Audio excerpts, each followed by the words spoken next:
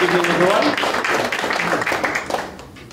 I wouldn't mind if you check the score every now and then, but it's the Rugby World Cup that really matters. We all know that. Could we have slides, please, tech team? Thank you.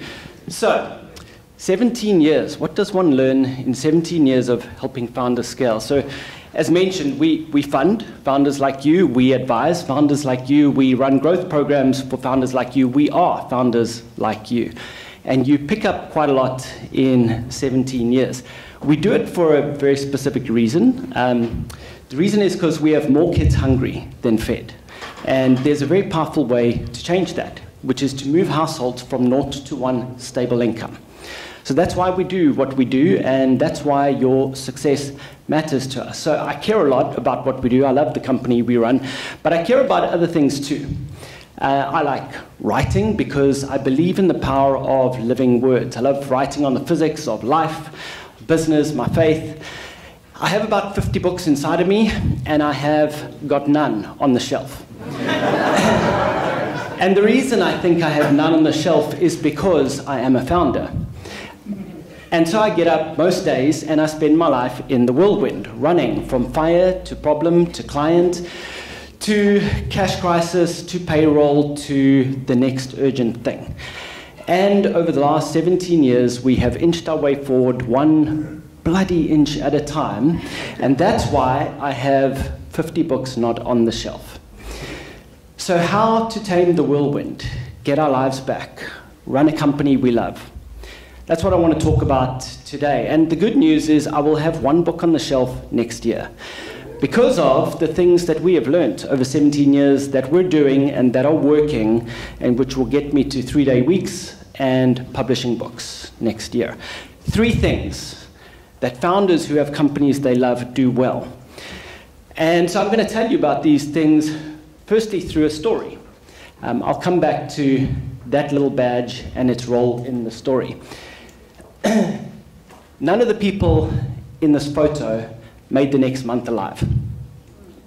That is a British exploration team at the South Pole in 2012. 1 year before this, the South Pole was the final frontier for adventurers chasing the remotest, most difficult to reach spots on planet Earth. And a year after that, 2 teams, one British, one Norwegian, set out to trek 1,500 kilometers through some of the most unforbidding terrain on planet Earth, and more or less at the same time.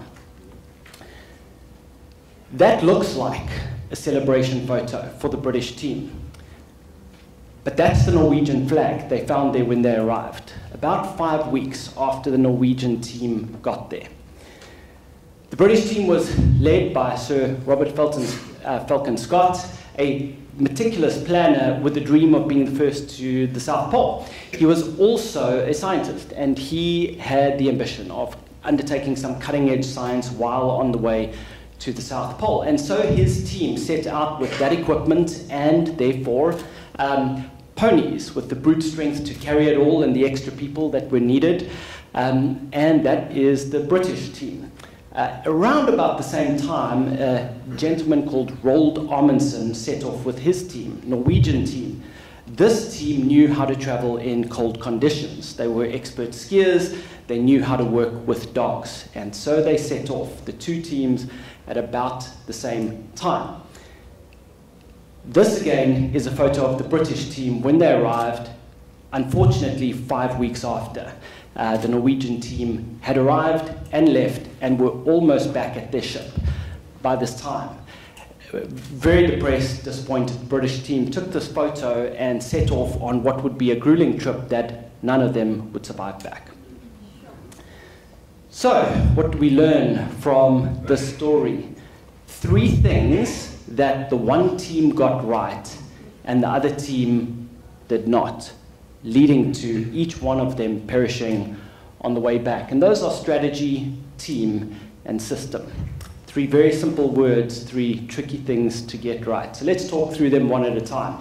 Let's, in a way, break down what one team got right and the other got wrong. So Sir Robert Falcon Scott was an ambitious man, which is why he doubled up a high-stakes expedition with also doing cutting-edge scientific research along the way, which needed extra equipment and also extra people, which needed ponies, which were ill-fit for the journey, which meant they were slow, which killed them. Because a freezing cold winter set in a little bit early, and they were just unable to make it back in time. By comparison, their Norwegian counterparts were singularly focused on one goal. They were going to make it to the South Pole, and they did. So the double-headed mission was at least partly responsible for picking the wrong team, because instead of dogs, they picked ponies with more strength. Instead of purely a set of expert skiers, they picked also a couple of scientists, and that is why they had a mixed bag of a team. And that is why they were slow. And that turned out to be life and death. By comparison, Amundsen picked only expert skiers who knew how to work with dog teams, and they were fast, and that saved them. Thirdly, system, particularly operating system, by which I mean the habits of the team and how they work together. Scott and his team had a philosophy that turned out to, makes a lot of sense, didn't work out that well for them. They hunkered down in bad weather, and they made up for it when the weather was good, which meant they did brutal sprints, which they struggled to recover from and slowly fatigued. By comparison, Amundsen's team did something interesting. They did a 20-mile march every day in good weather and bad. Every single day they did the 20-mile march, and that meant they kept up a steady pace and they never overexerted themselves, so they were able to stay in good condition and keep their pace up. Strategy, team, and operating system. The three keys to a high-stakes expedition. And your business is a high-stakes expedition, and you need strategy, team, and system. Your life as a founder will be pain, loss, suffering, misery, frustration, until you have a great strategy, team, and system. And I can tell you that because I have lived through that hell for years on end. I've had Scott years and I've had Amundsen years. There were about 5 years of Scott's team's experience, hell on earth, every day, frenetic sprint, 16, 18 hours, like feeling guilty going to bed. Weekends, an hour or two of rest here and there. Holidays never came. They would catch up on email. And every inch, every inch won was won with blood. I had years and years of that, and we had two of these ingredients down. We had a great strategy and we had a great team. But we didn't have a great operating system. And there was a day it shifted. We're living in a little bit Amundsen years right now, and I'm grateful. But there was a day it shifted. It was about 10 years ago. We got together in a boardroom at the Peach Hotel, and we asked, what the hell are we doing? And how are we going to fix it? And we agreed that we were going to turn this thing around, and we were going to build an asset of value. And the way we were going to do that is we were going to instill a culture of performance accountability across the company, starting with us. And we put a valuation on the table. And I can tell you 10 years later, we're at 5 times that valuation and headed upwards. And it all started with one word. The day we decided to hold ourselves accountable and build a culture of accountability through the business.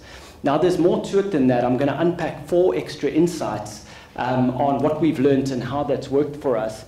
And so the first principle is, this one word accountability is actually 4 words. What we've learned over time is, accountability to stupid goals is still just stupid. You need more than that. You need a team that is focused, aligned, committed, and accountable. And when you have a team that is continuously focused, aligned, committed, and accountable, you have a team that executes. And when you have a team that executes, you tame the whirlwind, you build the company you love. And so that's what you want to build. You want to build a team that is always focused, aligned, committed, and accountable. The second thing we've learned is, just like my bedroom and my kitchen and my car fall into chaos and disorder, until somebody intervenes. It's normally not me. Just like that, your team will descend into chaos. And the half-life on focus, alignment, commitment, accountability is about a week. You need to put in the work to keep your team focused, aligned, committed, and accountable. And the leadership habits that do that is what your operating system is. That's the job of the operating system. Keep your team focused, aligned, committed, accountable through a set of leadership habits that maintain that state. The third lesson is start with the operating system. If you are wondering, whether you have got either a strategy or a team or an operating system, well, just start with the system. Because in order to fix your strategy or fix your team, you need to be able to execute. And to execute, you need a team that's focused, aligned, committed, and accountable. So start there. Start with the operating system, and from there you'll get better at strategy and execution. And the last one is, despite these habits being extraordinarily simple, they're easy to learn and they're easy to do, they are bloody hard to adopt as a team. Because we don't like adopting new habits, especially busy leaders of small businesses with families at home. And so you will have to go to war to establish these habits in your company to underpin your culture. They're not complicated, they're not difficult, they're just hard to adopt. It's the human part that's the problem.